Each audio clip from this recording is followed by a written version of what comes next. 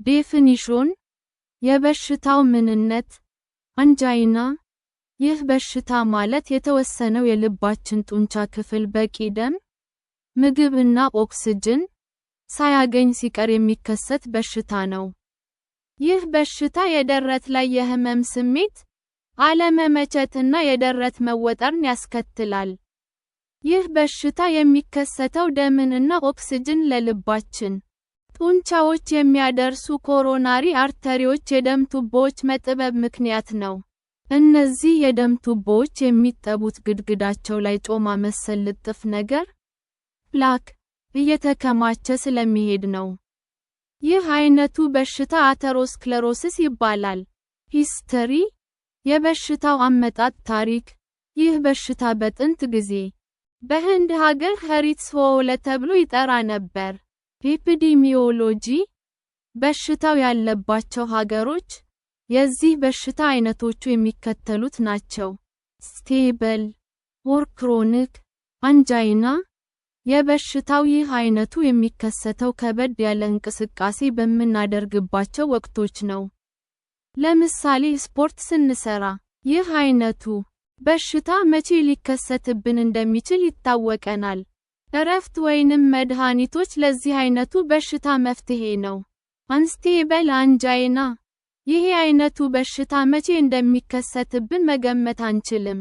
እረፍት እየወሰድንም ሊከሰት ይችላል። ይህ አይነቱ በሽታ ብዙ ጊዜ የማይከሰት ነገር ግን አደገኛ በሽታ ነው። ይህን በሽታ እረፍትና መድኃኒት ብዙም አያሽሉትም። የዚህ በሽታ መከሰት በአጭር ሰዓታት ወይንም ቀናት ውስጥ የሃርት አታክ ሊከሰት ስለመሆኑ ጠቋሚ ነው። ቬሪየንት አንድ ማይክሮቫስኩላር አንጃይና ይህ አይነቱ በሽታ መቼ እንደሚከሰትብን መገመት አንችልም። እረፍት እየወሰድንም ሊከሰት ይችላል። ይህ በሽታ ያለ ኮሮናሪ አርተሪ የደም ቱቦዎች መጥበብ ችግር ሊከሰት ይችላል። ይህ በሽታ ብዙ ጊዜ የሚከሰተው በጥቃቅን የደም ቱቦዎች ባልተለመደ መስፋትና መጥበብ ችግር ነው። አብኖርማል ኔውሮንጎር ሪላክሴሽን ስፓዘም ይህም ወደ ልባችን በቂ ደም እንዳይደርስ ያደርጋል። ሪስክ ፋክተርዝ ለበሽታው ተጋላጭ የሆኑ ሰዎች ቶባኮ ዩስ ሲጋራ ማጨስ፣ ትንባሆ ማኘክና ሲጋራ የሚጨስበት ቦታ ለብዙ ጊዜያት መሆን የአርተሪ ደም ቱቦዎች ግድግዳን ይጎዳል። ይህም የኮሮናሪ አርተሪ የደም ቱቦዎችንም ይጎዳል። ይህ ጉዳት ደግሞ ኮሌስትሮል የተጎዳው ቱቦ ግድግዳ ላይ እንዲለጠፍ ያደርጋል። ይህም የደም ፍሰትን ያስተጓጉላል። ዳያቢቲስ የስኳር በሽታ ለኮሮናሪ ቱቦዎች መጥበብ በሽታ አተሮስክለሮሲስ ያጋልጣል። ይህም ሁኔታ አንጃይና እና ሃርት አታክ እንዲከሰቱ ያደርጋል።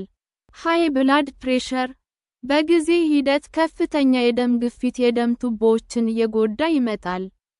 ሃይ ብላድ ኮሌስተሮል ኦር ትራይግሊሰራይድ ሌቨልስ ሎ ዴንሲቲ ሊፖፕሮቲን ኤልዲኤል ኮሌስተሮል የሚባለው ጎጂ ፕሮቲን የደም ቱቦዎች ግድግዳ ላይ ተለጥፎ የደም ቱቦዎችን የሚያጠብ ዋነኛ ጎጂ ነው። ትራይግሊሰራይድ የሚባለው በደማችን ውስጥ የሚገኝ የፋት ጮማ አይነትም ለጤና ጥሩ አይደለም። ሂስተሪ ኦፍ ሃርት ዲዚዝ የኮሮናሪ ቱቦዎች መጥበብ በሽታ አተሮስክለሮሲስ ካለብን ወይንም የሃርት አታክ አጋጥሞን ከነበረ ለዚህ በሽታ ይበልጥ ተጋላጭ ነን። ኦልደር ኤጅ ከ45 ዓመት በላይ የሆናቸው ወንዶችና ከ55 ዓመት በላይ የሆናቸው ሴቶች ለዚህ በሽታ ይበልጥ ተጋላጭ ናቸው። ላክ ኦፍ ኤክሰርሳይዝ አካላዊ እንቅስቃሴ የሌለው የህይወት ዘይቤ ለከፍተኛ ኮሌስትሮል፣ ለከፍተኛ ደም ግፊት፣ ለታይፕ 2 ስኳር በሽታ እና ለውፍረት በሽታዎች ያጋልጣል። ነገር ግን የስፖርት እንቅስቃሴ ለመስራት ከማቀዳችን በፊት ሐኪማችንን ማማከር አለብን። ኦቤሲቲ ውፍረት ከከፍተኛ የኮሌስትሮል እና ደም ግፊት መጠን እንዲሁም ከስኳር በሽታ ጋር የተያያዘ ስለሆነ ለዚህ በሽታ እና ለልብ በሽታዎች ያጋልጣል። ልባችን ለትርፉ ስጋችንም ደምን ለማድረስ በጣም ይለፋል። ይህ ደግሞ የልብ ድካምን ያስከትላል። ስትሬስ፣ የአእምሮ ጫና ውስጥ ስንገባ